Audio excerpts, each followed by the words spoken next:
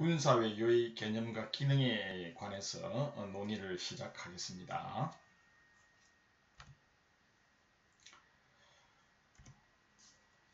자, 국제관계는 개별 국가 간의 자국의 국익을 보호하고 정진하기 위한 게임의 연속이라고 할 수 있습니다. 게임의 승패 여부는 자국이 원하는 바대로 얼마만큼 타국의 행위에 영향력을 행사할 수 있는가에 달려 있는 것이죠. 이러한 영향력을 행사하기 위한 방법은 평화적인 수단으로는 외교가 있고요. 폭력적인 수단으로서는 전쟁이 있습니다. 일반적으로 이 외교란 개별 국가들이 국제 정치 무대에서 자국이 추구하는 목적을 전쟁이 아닌 평화적인 방법으로 달성하려는 행위라고 할 수가 있죠. 그러나 외교라는 개념이 내포하는 구체적인 의미는 시대에 따라서 여러 가지로 변하고 있습니다. 고전적 의미에서 외교는 교섭에 의한 국제관계의 관리나 또 대사나 공사가 이러한 관계를 조정하고 관리하는 방법, 외교 간의 직무 또는 기술이라는 이런 한정적인 어떤 의미에서 사용되어 왔었죠. 당연히 이 외교에 대한 고전적인 연구들의 관심사는 대사관의 기능과 역할, 또 대사들의 법적 지위, 성공적인 협상가로서의 외교관 자질 등에 관한 분석에 초점이 맞추어져 왔습니다. 반면 오늘날 외교는 전통적 의미를 포함하는 확대된 개념으로 사용이 되고 있죠. 이는 외교의 주체와 대상 영역 등이 확산되고 또 다원화되는 현상을 반영한 것이기도 합니다. 최근 들어서 이 외교라는 용어는 영역별, 대상별 또 성격별로 매우 다양하게 사용되고 있죠. 전통적으로 이 외교의 주체는 국가이지만 현대 외교는 정부 대표뿐만 아니라 특정 개인이나 단체가 주체가 될 수도 있습니다. 민간 외교 또 의원 외교 등의 표현이 사용되는 것도 바로 이런 이유 때문이죠. 또한 외교의 대상 영역도 정치, 경제, 군사, 환경, 과학기술, 문화, 인권 등 모든 분야로 확대되고 또 다원화되는 양상을 띠고 있습니다. 오늘날 이 안보 외교, 경제 외교, 통상 외교, 환경 외교, 문화 외교, 인권 외교 등 영역별로 이 분화된 외교 개념이 사용되고 있는 것은 바로 이러한 현상과 무관하지 않다고 할 수 있습니다. 따라서 현대 외교의 개념은 국가 간의 의사소통 방법을 강구하고 또 상호 영향력을 행사하려는 가운데 무력이 아닌 이 공식 혹은 비공식 협상을 통해서 갈등을 해결하는 과정으로 이해를 하는 것이 타당하겠죠. 이 군사와 외교의 연구 영역은 어느 분야보다도 빠른 태생적 역사를 가지고 있습니다. 반면에 군사 외교에 관한 연구는 아직까지 독립 영역으로서의 학문적 인정을 제대로 받지 못하고 있는 실정이죠. 일종의 변년 혹은 종합 성격을 띤 초보적인 단계에 있다고 보아야 할 것입니다. 이는 아마도 군사 외교가 군사와 외교라는 두 영역의 교집합이기 때문에 나타나는 현상일 것입니다. 자, 그래서 오늘은 이 학계나 정책 분야에서 실론적으로 검토되고 있는 군사 외교 관련 이론을 한번 정리를 해보고요. 외교의 핵심이라 할 수 있는 협상에 관한 이론과 그 사례들을 살펴보는 시간을 갖고자 합니다. 자, 먼저 국가안보와 군사 외교에 대해서 한번 살펴보자면요. 미국의 경우 제2차 세계대전 이후에 대다수 연구자들이 국방정책을 협의의 안보정책과 동일한 개념으로 취급을 했습니다. 80년대에 이 대체안보를 주창했던 학자들 역시 이 안보정책과 국방정책의 연구를 동일시하는 경향을 보여왔습니다. 반면에 일부 학자들은 안보 정책을 국가의 대전략 범주에 포함시키고 군사 정책은 안보 정책을 구성하는 하위 개념으로 분류하기도 했습니다. 이 카우프만의 경우에는 미국의 안보 정책을 구성하는 하위 정책으로 경제 정책과 국방 정책, 외교 정책을 들고 있습니다. 미국의 안보 정책은 외교, 경제, 국방 정책의 세 영역으로 구분이 되고 있고요. 각각은 상호 밀접한 연관성을 가지고 있죠. 외교 정책은 동맹 관계 강화와 국제기구 참여도 증진, 그리고 국제 협상력 제고에 중점을 두고 수립이 되고 있고요. 경제 정책은 국내 경제의 번영과 또 이를 위한 국제적 환경 조성에 초점을 맞추고 있죠. 국가 안보에 기여하는 경제 정책에는 외국에 대한 군사 혹은 경제 원조, 또 경제 제재, 기술 이전, 경제 협력 등이 포함이 되고요. 이 외교 및 경제 정책이 안보 위협에 대응하는 차원이라면 국방 정책은 외교적 노력이 실패하거나 국익에 심대한 피해를 초래할 상황에 처할 경우에 군사력을 사용해서 안전을 보장하는 것이죠. 군사 외교와 미국의 국가 안보 체계를 연관시킬 경우에 경제 정책과 국방 정책, 외교 정책의 교집합을 우리가 군사 외교의 영역으로 볼 수 있는 것입니다. 자, 군사 외교의 개념과 우리가 범주에 대해서 조금 다시 한번 살펴봅시다. 군사 외교에 대한 명확한 개념 정의에 앞서서 이 국방 외교와 군사 외교의 용어 혼용을 둘러싼 논의가 좀 필요합니다. 자, 이는 세계 각국의 그 국가에서 사용하는 용어가 각각 다를 뿐만 아니라 특히 한국의 경우에도 몇 차례에 걸친 이 용어 수정이 있었기 때문에 한번 생각해 볼 의미가 있는 것입니다. 국방 외교와 군사 외교 용어를 둘러싼 각 국가별 논의를 요약을 해보면요. 미국의 경우는 학술적 연구보다는 대부분 정책적 실천 과정에서 군사 외교 용어를 주로 사용을 하고 있습니다. 학술적 차원에서 볼 경우에 군사 외교 개념보다는 강압 외교에 관한 개념과 연구가 주를 이루고 있죠. 이 강압 외교는 통상 외교 행위의 한 형태로 설득이나 회유적 방법이 아닌 강요와 무력 시위 등을 통해서 자국의 의사를 타국에 관철시키려는 이 외교 활동을 말하는 것입니다.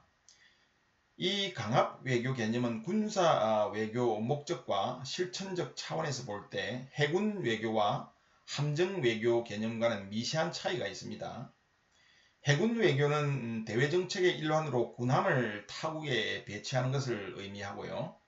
함정 외교는 전쟁 행위는 아니지만 타국의 군사적인 시위나 위협을 통해서 외교 목적을 달성하는 외교를 말합니다.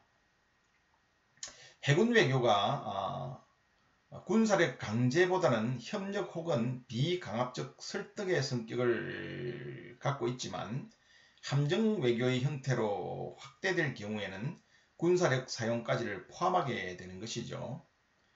이 함정 외교는 해군 외교의 한 형태이긴 하지만 엄밀히 구분한다면 군사 외교가 아닌 강압 외교의 한 형태로 보는 것이 보다 합당할 것입니다.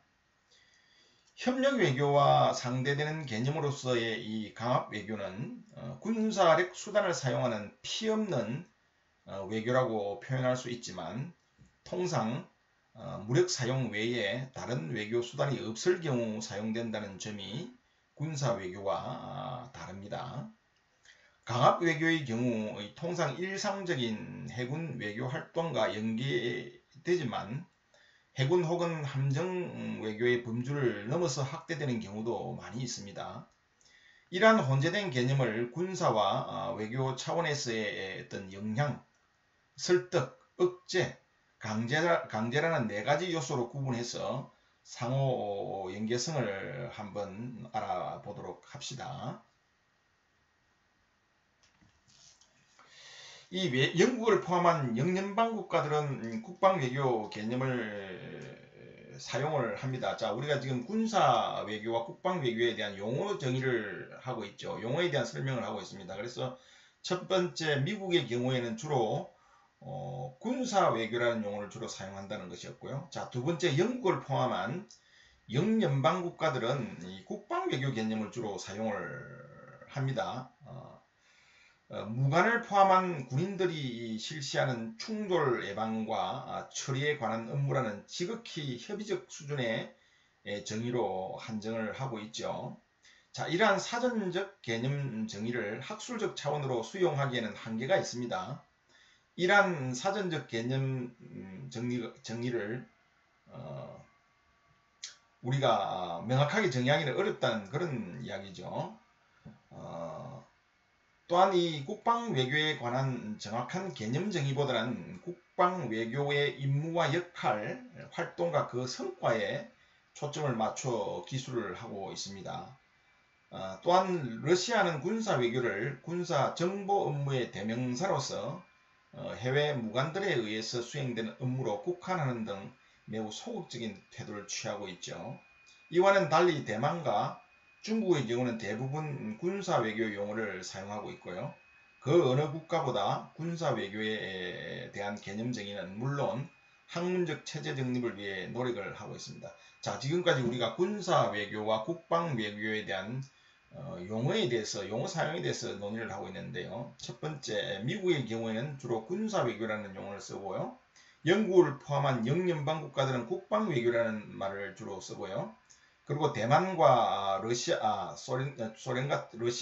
중국 같은 국가들은 군사외교라는 용어를 더 많이 쓰는데 이 군사외교에 대한 여러 가지 학술적인 노력이 다른 나라에 비해서 활발하게 이루어지고 있다고 합니다.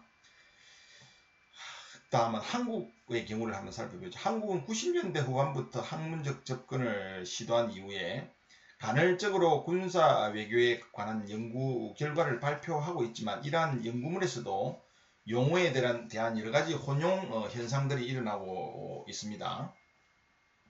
초기 연구자들은 대부분 군사외교 용어를 사용을 해왔으나 최근 일부 연구자가 국방외교 용어 사용의 타당성을 제기하기 시작을 하였고요.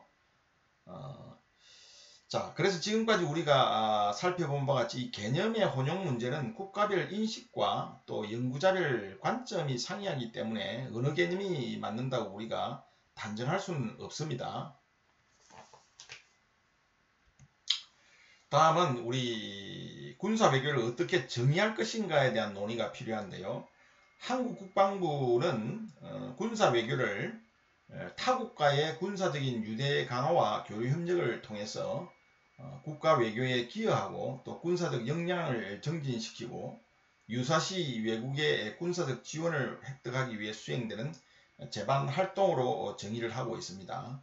자, 이러한 개념 정의는 국방 당국자가 아닌 인사가 군사적 목적 달성에 기여하는 행위도 군사 외교이고요. 국방 당국자가 국가 경제에 이바지하기 위해서 방산 수출을 위한 외교적 노력을 경주하는 것도 군사 외교의 범주에 포함하고 있다는 의미입니다.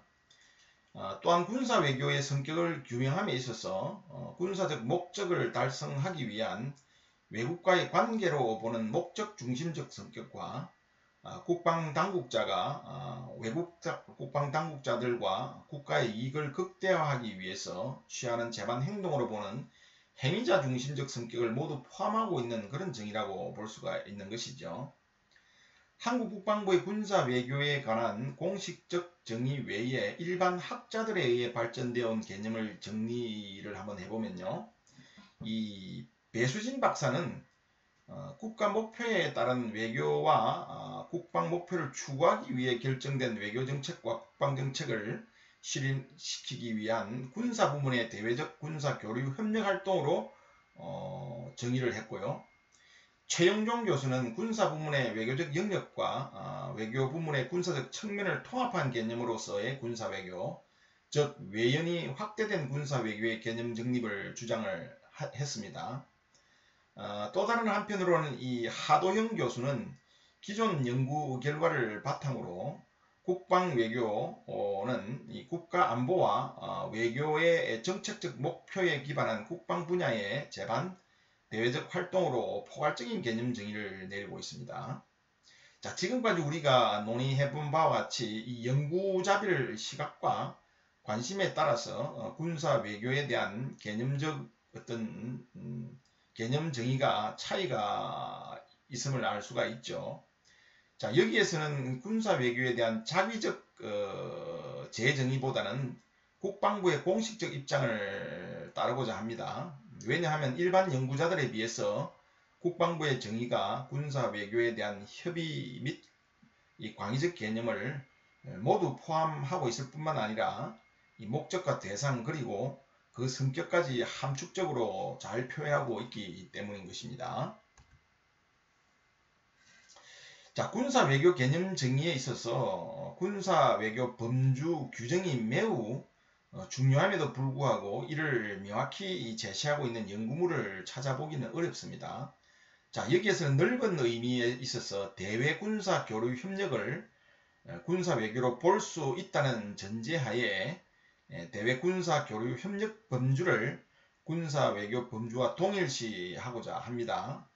군사 외교는 협력의 강도에 따라서 관련국 간 단순한 협의를 통해 이루어지는 이 군사 교류와 고도의 협상을 필요로 하는 군사 협력으로 대비를 해볼 수가 있는데요.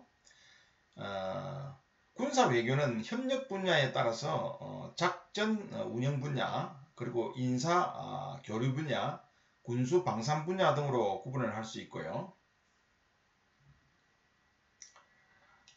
이 군사 교류라는 것은 외국과의 군 인사, 정보, 과학 기술 등의 교류를 증진하고 이를 기반으로 공동 협력 분야를 개발을 함으로써 궁극적으로 국가 안보와 국익 증진에 기여하는 군사적 성격의 제반 대외 활동을 우리가 군사 교류라고 이야기합니다. 다시 말해서 이 군사 교류는 국가 간 상호 이해와 신뢰 제고를 위한 제반 군사 활동으로서 인적 교환 방문, 상호 훈련 참관, 항공기와 함정 교환 방문, 군사 교육 교류, 문화, 예술, 체육 교류, 군사학 연구, 학술 교류 등이 군사 교류에 포함이 된다고 볼 수가 있죠. 자, 군사 협력이란 의미는 공동의 안전이나 이익을 추구하기 위해서 복수 국가 간의 군사 부문에 있어서 협력적 관계를 유지하는 것을 말합니다. 군사 협력은 군사 교류를 통해서 구축된 상호 신뢰를 바탕으로 보다 긴밀한 군사 관계를 추구하는 단계, 다시 말해서 국가 간 공동의 안보 목표를 달성하기 위한 제반 군사 활동으로서 안보정책 공조, 정보, 첩보교환, 군사, 방산 협력, 연합훈련 및 연습, 군사기지 제공, 군사 지형 측량과 지도 제작 협조 등 이런 활동들을 의미하죠. 군사 동맹은 이런 차원에서 군사 협력 범주에 포함이 된다고 볼 수 있습니다. 다시 말해서 군사 동맹은 양국군 간의 군사 협력의 최고 단계로 볼 수가 있는 것이죠. 동맹군은 공동의 적을 상정하고 이에 공동으로 대비하기 때문에 그렇습니다. 자, 지금까지 우리가 군사 외교, 국방 외교, 대외 군사 교류 협력 등에 대해서 우리가 논의를 하고 있는데요. 다시 한번 정리를 해보자면요. 자, 군사 외교와 국방 외교는 각 국가마다 사용하는 어떤 용어가 틀리다고 그랬죠. 미국은 주로 군사 외교라는 용어를 많이 사용을 하고 있고요. 영연방 국가는 국방 외교라는 말을 많이 사용하고 있고요. 우리 한국은 군사 외교와 국방 외교를 혼용해서 사용하고 있다. 이렇게 요약을 할 수가 있습니다. 그리고 우리 이 한국 국방부에서 정의하고 있는 군사 외교의 정의는 타국과의 군사적인 유대 강화와 교류 협력을 통해서 국가 외교에 기여하고 군사적 역량을 증진시키고 유사시 외국의 군사적 지원을 획득하기 위해 수행되는 제반 활동을 군사 외교로 정의하고 있습니다. 자, 이 군사 외교와 국방 외교라는 용어 외에 대외 군사 교류 협력이라는 용어도 사용을 하고 있는데요. 이 대외 군사 교류 협력도 군사 외교와 같은 범주로 우리가 고려를 하고 생각을 해볼 수 있습니다. 이 대외 군사 교류 협력이라는 것은 군사 교류와 군사 협력 분야로 크게 나눌 수가 있죠. 주로 이러한 군사 교류와 군사 협력의 분야는 작전 운영이나 인사교류, 군수, 방산 등에 걸쳐서 이루어지고 있는 것입니다. 자, 다음은 군사외교 추진 목적과 기능에 대해서 한번 알아보도록 합시다. 자, 군사외교는 국제안보정세의 변화와 국가안보정책을 구성하는 국방, 외교, 경제정책의 변화에 따라 그 목적도 맥을 같이 한다고 볼 수가 있죠.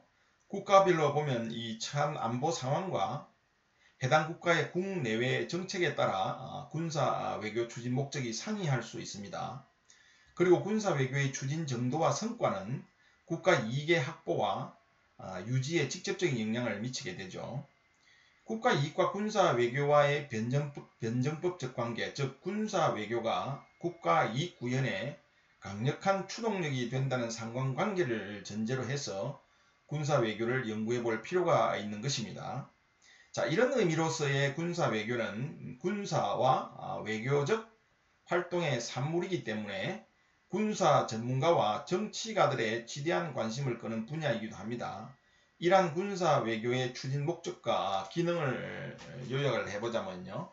첫 번째는 이 군사 외교는 외부로부터의 위협을 억제하고 국내외 환경을 자국에게 유리하게 조성하기 위해서 전개된다고 볼 수 있습니다. 모든 주권 국가는 국제관계에 있어서 자국의 국가 안보를 확립하는 중요한 조치와 과정으로서 군사 외교라는 수단을 활용해 왔습니다. 강대국은 군사 외교를 통해서 군사적 우세를 과시했고 약소국은 강력한 위협의 대처 수단으로 삼았죠. 특히 약소국으로서는 생존을 위한 중요한 수단이자 과정이 바로 군사 외교였으며 9.11 테러 이후에 군사 외교를 통한 비전통적 영역에 있어서의 안보 달성을 위해 각국이 군사 외교에 커다란 비중을 두고 있는 것도 바로 이런 연유라고 볼 수가 있는 것이죠. 두 번째 기능은 군사 외교를 통해 대외적으로 자국의 평화적 이미지를 적극 홍보할 수 있다는 점입니다.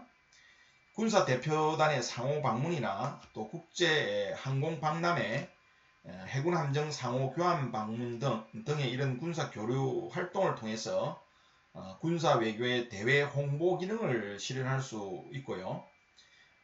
이러한 것들은 국가 외교의 범주에도 포함이 된다고 볼 수 있죠. 이러한 활동을 통해서 한 국가의 국방정책의 투명성을 홍보하고 신형 무기 장비와 부대 훈련의 수준, 작전 수행 능력을 먼저 타국에 알림으로써 해당 국가의 우호성과 위협성을 동시에 인식시킬 수 있는 것입니다. 자, 세 번째 군사 외교의 추진 목적과 기능은요. 이 군사 교류 협력은 상당한 군사 경제적 이익을 동반을 하게 됩니다. 다시 말해서 방산이나 기술 이전 등의 군사 외교 활동을 통해서 국제 무역을 활성화시킬 수 있는 것이죠. 군수품은 일종의 특수 상품으로서 국가 간 방산 활동을 통해서 고액의 상업적 이윤을 추구할 수 있습니다. 일단 교역이 성사가 되면 쌍방간 장기간에 걸친 이 매매 관계를 유지하게 되는 것이죠. 수출국으로서는 지속적인 기술 지원과 부품 수리, 탄약 공급 등 경제적 실익을 얻게 되는 것입니다. 세계 군사 대국의 대외 무역이 이러한 무기와 군사 기술 수출을 통해서 호황을 누리게 되는 것도 바로 이러한 군사 외교의 부수적 산물이라고 볼 수 있는 것이죠.